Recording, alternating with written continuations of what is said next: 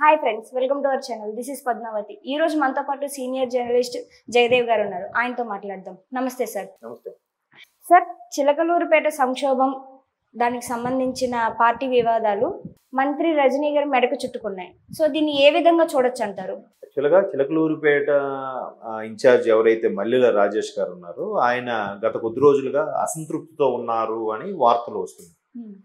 So చిలకలూరుపేటకి వివాదం ఉంటే మొత్తానికి గుంటూరుకు సంబంధించి ఒకప్పుడు ఇప్పుడంటే నసరావుపేట జిల్లా అయింది కానీ బట్ ఒకప్పుడు అయితే అది గుంటూరు జిల్లాగా ఉన్నది, ఉమ్మడి గుంటూరు జిల్లా. సో దానికి ప్రాతినిధ్యం వహించే వ్యక్తి మన మంత్రి విడుదల రజనీ గారు.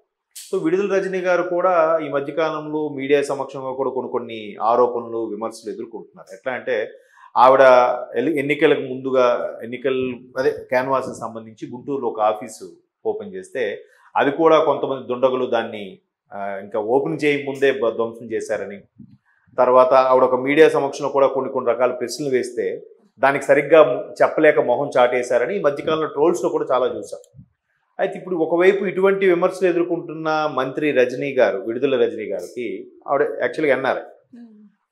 ఆ విడుదల రజనీ గారికి ఇంకొక వివాదం తల మీద బొప్పి కట్టేలా తయారైంది. ఎట్లా అంటే ఈ చిలకలూరుపేట ఇన్ఛార్జ్ ఎవరైతే రాజేష్ ఉన్నారో ఈయన మంత్రి విడుదల రజనీ గారికి సుమారుగా 6.5 కోట్లు సాయం ఏదో అవసరమయ్యి ఖర్చులకో లేదా పార్టీ వ్యవహారాలకో లేదంటే ఆమె నుంచి ఏమైనా ప్రాజెక్టులు ఆశించి ఈయన ఇచ్చాడో తెలియదు కానీ ఎవరు ఇచ్చారంట. ఇస్తే అది ఎన్నిసార్లు అడిగినా ఇవ్వకపోవడమో లేదా రిజెక్ట్ చేయడమో లేదంటే తప్పించుకు తిరగడమో రకరకాలు జరుగుతుంది. ఇప్పుడు మనిషి ఒకడు మనం ఎక్స్పెక్ట్ చేసినప్పుడు అడిగి ఇచ్చామంటే ఖచ్చితంగా వాళ్ళ నుంచి ఏదో మనం ఆశించే ఇస్తాం. ఇప్పుడు మీ ఫ్రెండ్ ఉన్నారు, మీ ఫ్రెండ్ మీకు ఊరికే ఇది తీసుకోండి అది గిఫ్ట్లు ఇచ్చారనుకోండి, దాని అర్థం ఏంటి? ఖచ్చితంగా మీ సాయం ఏదో అవసరం ఫ్యూచర్లో అడుగుతాడనేది అర్థం.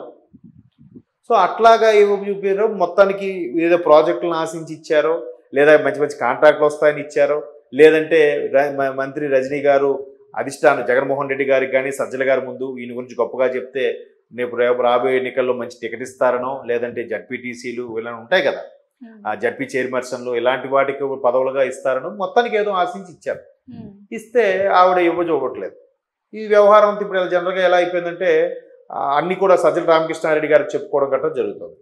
తాడేపల్లి ప్యాలెస్లో కానీ ఎక్కడ కానీ సజ్జల గారికి వివాదం చెప్తే ఆయన కూడా కొద్ది రోజులు నాంచి మొత్తం చేసి ఒక 3 కోట్లు ఎంతో వెనక్కి ఇప్పించారు మొత్తానికి రజనీ గారికి చెప్పి ఇది ఎట్లా వద్దు, మనలో మనకి ఇష్యూస్ అయితే ప్రాబ్లం అవుతుంది అండ్ మోరో ప్రభుత్వ వ్యతిరేకత ఉంది, ఇప్పుడు కానీ ఎవరైనా అంటే పార్టీ నుంచి బయటికి వెళ్ళిపోయే అవకాశం ఉంటుంది, మనకు ప్రతి ఒక్కరు ముఖ్యమే, ప్రతి కార్యకర్త మనకు అవసరమే అనుకున్న నేపథ్యంలో ఈయనేదో మొత్తాన్ని సర్ది చెప్పి ఒక 3 కోట్లు ఇప్పించారని వార్త, మనకు పూర్తిగా తెలీదు. సో ఇక రిమైనింగ్ 3.5 కోట్లు. సో ఇది ఆయన మొత్తానికి ప్రయత్నం చేశాడు మొత్తానికి విఫలమైందో లేకపోతే అక్కడ నుంచి ఏ ప్రతిఫలం రాదని ఆశించాడో మొత్తానికి ఆ వ్యవహారం ఇప్పుడు రోడ్డు మీదకి వచ్చింది. ఇప్పుడు జనరల్గా ఎలా అయిపోయిందంటే ఇప్పుడు మంత్రి రజనీ గారు కూడా ఏం చేయగలరు? ఇప్పుడు మంత్రులు కూడా రబ్బర్ స్టాంప్ లాగా అయిపోయింది, ప్రతిదీ ముఖ్యమంత్రి కొనసాగంలోనే జరుగుతుంది.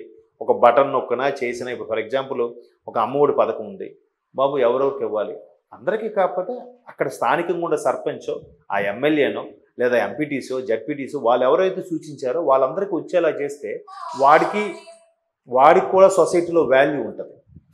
వాళ్ళందరికీ ఎవరు సూచిస్తే వాళ్ళకి ఇచ్చారంటే మేము చెప్పబట్టి వీళ్ళకి ఇచ్చారని చెప్పి వాళ్ళు కూడా నాయకులుగా చలామణి అవుతారు.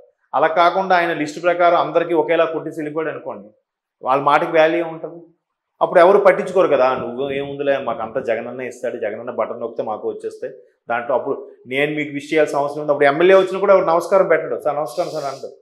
ఒకప్పుడు ఎమ్మెల్యే ఉంటే సర్పంచ్ నుంచి ఎమ్మెల్యే నుంచి మంత్రి నుంచి ముఖ్యమంత్రి అలాగే ప్రోటోకాల్ మెయింటైన్ చేసేవారు ఏవైనా పథకాలు రావాలన్నా చేయాలన్నా. ఇప్పుడు అవి లేదు కదా, డైరెక్ట్గా ముఖ్యమంత్రి బటన్ నొక్కితే మీట నొక్కితే ఖాతాలోకి వెళ్ళిపోతున్నాను అనుకుంటున్న ఈ నేపథ్యంలో ఇంకెలా? అప్పుడు వాళ్ళకి కూడా ప్రాధాన్యత ఉండట్లేదు కదా. మేబీ విడుదల రజనీ గారు కూడా ఆవిడ హయాంలో ఆవిడ మంత్రి పదవి తగ్గట్టుగా ప్రాజెక్టులను ఏమైనా అసైన్ చేసి పలానా వాళ్ళకి ఇప్పించాలని చెప్పే రైట్స్ ఆవిడకి ఉంటే, ఆవిడకి ఆ హోదా ఉంటే ఇప్పించేవారేమో ఆ మల్లెల రాజేష్ అనే వ్యక్తికి. సో ఆవిడకే అంత అవకాశం లేదు, ఇంక ఈయనకేం చెప్తారు?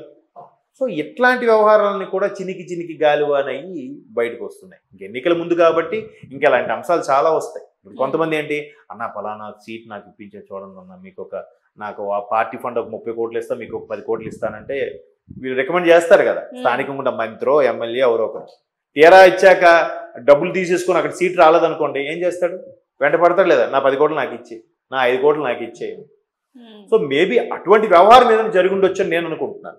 ఎందుకంటే ఎప్పుడైనా సరే డబ్బుల కోసమే కదమ్మా, ఎవరైనా పదవి హోదా ఇవన్నీ కూడా అల్టిమేట్గా మళ్ళీ ఆలోచిస్తే 99% దీనికోసమే. ఆ రిమైనింగ్ 1% అంటే అధికారం కొద్దిగా చలాయింపు ఉంటుందని వాటి కోసం ప్రయత్నిస్తారు. కానీ మోర్ ఓవర్ ఇలా కూడా అయ్యుండొచ్చు. ఇదొక వెర్షన్. ఇంకో వెర్షన్లో ఆయన పార్టీ నుంచి బయటికి వెళ్ళిపోవడానికి ఏదో ఒక కారణం కావాలి కాబట్టి మంత్రి రజనీ గారి మీద బురద జల్లి బయటకు వచ్చేస్తున్నాడేమో ఆయన. అలా కూడా అయ్యుండొచ్చు కదా. సజ్జల లాంటి వ్యక్తి చెప్పారు 3 కోట్లు ఇచ్చారంటే ఇది ఎంతవరకు వాస్తవం? లేదు ఈయన ఊరికే ఎందుకు ఇస్తాడంత, ఏమైనా ఆశించకుండా, ఏమి హెల్ప్ ఎక్స్పెక్టేషన్స్ లేకుండా అలా చేయడుగా. కాబట్టి ఒకే వెర్షన్లో ఒకే యాంగిల్లో ఒకరినే విమర్శించడం చేయలేం. మేబీ అలా జరుగుండొచ్చని నా అభిప్రాయం. Okay sir, thank you. So అదండి, విన్నారు కదా. Thank you for watching.